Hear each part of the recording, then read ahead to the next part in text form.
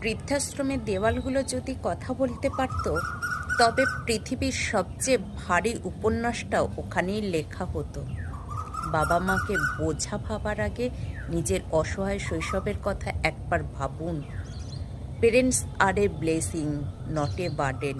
একটু চোখ বন্ধ করে ভাবুন তো, আপনার যখন জন্ম হয়েছিল তখন আপনি হাঁটতে পারতেন না, নিজের হাতে খেতে পারতেন না, এমনকি নিজের টয়লেটও পরিষ্কার করতে পারতেন না। তখন কিন্তু এই বাবা মা আপনাকে বোঝা মনে করেননি। মায়ের রাতের পর রাত জাগা আর বাবার হাড় ভাঙা খাটুনি দিয়ে তারা আপনাকে আজকের এই অবস্থানে এনেছেন। তারা তাদের শখের বিসর্জন দিয়েছেন শুধু আপনার মুখে একটু হাসি ফোটানোর জন্য। আর আজ যখন বয়সের ভারে তাদের হাত কাঁপে, শরীর চলে না, তখন কেন তারা আপনার সাজানো সংসারে বোঝা হয়ে যান? কেন তাদের জায়গা হয় বৃদ্ধাশ্রমের একলা ঘরে? কেন বাবা মাকে অবহেলা করা মানে নিজের ভবিষ্যৎ নষ্ট করা? এক, ইতিহাসের পুনরাবৃত্তি। প্রকৃতির বিচার বড় অদ্ভুত। আজ আপনি আপনার বাবা মায়ের সাথে যে ব্যবহার করছেন, আপনার সন্তান কিন্তু সেটা দেখছে। মনে রাখবেন, আপনিও একদিন বৃদ্ধ হবেন। আজ যদি আপনি তাদের বৃদ্ধাশ্রমে পাঠান, তবে কাল আপনার সন্তানও আপনার জন্য সেই একই টিকিট কেটে রাখবে। সময় কাউকে ক্ষমা করে না।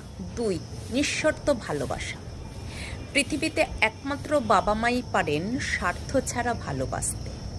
প্রেমিকা বা আত্মীয়, বন্ধু, সবার ভালোবাসার পিছনে কোনো না কোনো কারণ থাকে, কিন্তু বাবা মায়ের ভালোবাসার কোনো শর্ত নেই। এই অমূল্য রত্নটি হারিয়ে ফেলার পর কেঁদে কোনো লাভ হবে না। যতক্ষণ আছেন ততক্ষণ তাদের কদর করুন। তিন, ঋণের বোঝা।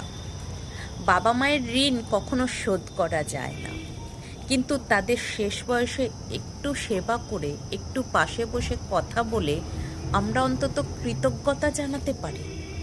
টাকা দিয়ে নার্স রাখা যায়, কিন্তু সন্তানের হাতের ছোঁয়া পাওয়া যায় না।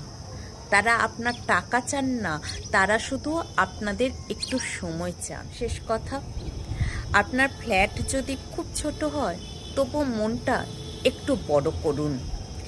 যে বাবা মা আপনাকে কোলে নিয়ে বড় করেছেন, তাদের শেষ বয়সে নিজের কাছে রাখার মতো জায়গা কি আপনার সত্যিই নেই? বৃদ্ধাশ্রম নয়, বাবা মায়ের শেষ ঠিকানা হোক সন্তানের বুক।